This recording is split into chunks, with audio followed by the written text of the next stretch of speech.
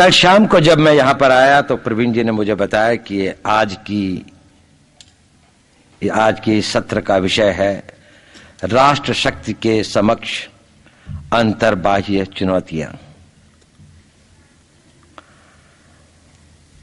इसमें भारत का नाम नहीं था। राष्ट्र शक्ति के समक्ष या भारत के समक्ष। तो मैंने सोचा कि मैं पहले भारत की बात तो बाद में करूंगा, मैं राष्ट्र शक्ति के बारे में कुछ कहूंगा। और अभी मैं सुन रहा था निवेदिता दीदी जी ने, तो उन्होंने इस्राएल का एक उदाहरण दिया, तो मुझे एक छोटा सा एनेक्डोट, एक कहानी याद आई। यह लगभग 200 साल पुरानी है। सेंट पीटर्सबर्ग में, रूस के अंदर, बिल्कुल वो यूरोप के बॉर्डरिंग एरिया है जहां पर लगभग यूरोप का प्रभाव बहुत अधिक है, पर वैसे रूस का भाग हुआ करता था। रूस का वो वेस्टर्न मोस्ट पार्ट है।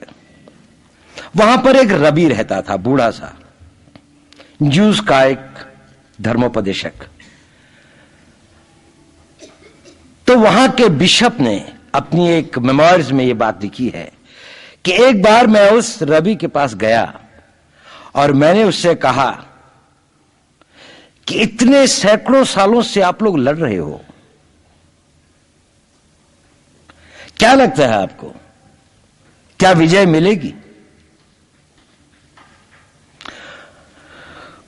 उसने कहा हां, विजय तो जरूर मिलेगी।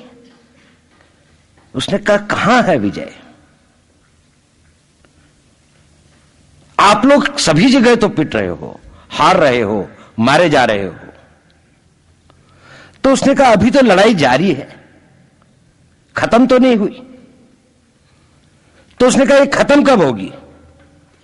उसने कहा ये लड़ाई तो तभी खत्म होगी जब हम जीतेंगे। इसे कहते हैं मनोबल। The war is on till we are victorious. जब तक हम नहीं जीतेंगे तब तक लड़ाई समाप्त नहीं होगी। उसने और भी सवाल पूछा। उसने पूछा तो आपके पास विजय पाने के लिए क्या है? न सेना है, न राज्य है, न साधन है, और इतनी छोटी सी जनसंख्या है, वो भी दुनिया भर में बिखरी पड़ी है। उसने कहा हमारे पास हमारा मनोबल है, हमारे पास वो इच्छा शक्ति है, वो दृढ़ संकल्प है, और जब तक हमारे पास वो है हमारी लड़ाई जारी रहेगी। तो क्या आपकी सबसे बड़ी चुनौती क्या है? इस पर आकर वो रबी रुक गया।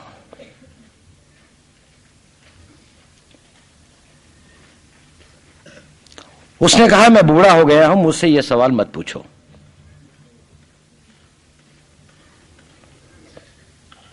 तो उस आर्क बिशप ने इंसिस्ट किया कि बताओ तुम्हारे सामने सबसे बड़ी चुनौती क्या है?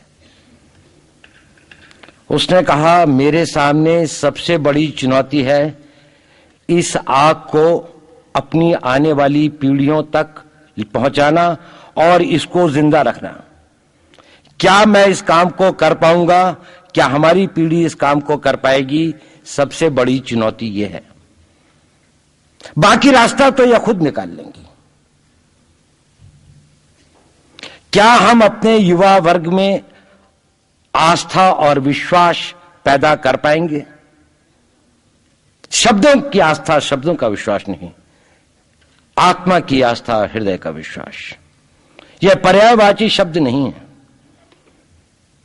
आस्था, जो उसने शब्दों का प्रयोग किया था, आस्था फेथ है जिसमें रीजन नहीं है, उसमें तर्क नहीं है। विश्वास कॉन्फिडेंस है जिसमें तर्क है। विश्वास टेंजिबल्स में होता है, आस्था एब्स्ट्रैक्ट में होती है। यानी आस्था उन चीजों में होती है जिसको आप देख नहीं सकते, जिसको आप छू नहीं सकते, लेकिन महसूस कर सकते हैं आत्मा की गहराइयों से। विश्वास उन चीजों का होता है जिनको आप देख सकते हैं, जिनको आप नाप सकते हैं। विश्वास होता है आपके नेतृत्व में, विश्वास होता है संगठन में, आस्था होती है अपने विश्वासों में, आस्था होती है अपने धर्म में, आस्था होती है उन फिलोसॉफिकल, उन आपके जो तत्व हैं, जो जीवन के सारभूत तत्व होते हैं, उनमें आपकी आस्था होती है। उसके लिए कोई रीजन नहीं होता। जब आप अपनी आस्थाओं को तर्क के द्वारा या अपने विश्वास को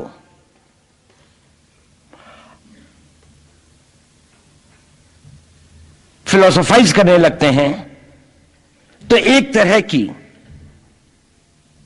कॉन्फ्लिक्ट सिचुएशन पैदा होती है जिसमें आप कर्म नहीं कर पाते।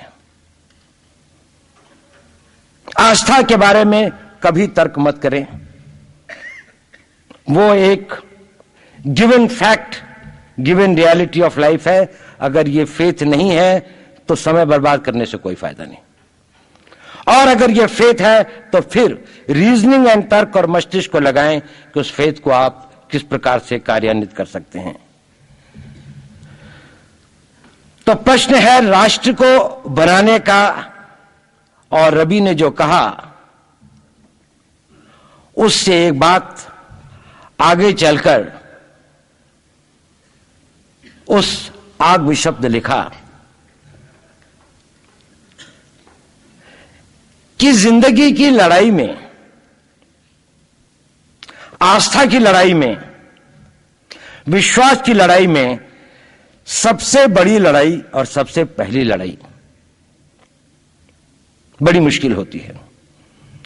अगर आप वो पहली लड़ाई जीत गए तो आपका मनोबल कभी नहीं टूटेगा। चाहे कितनी ही विपदाएं आए, कितनी ही मुसीबतें आए, कितनी ही कठिनाइयां आए,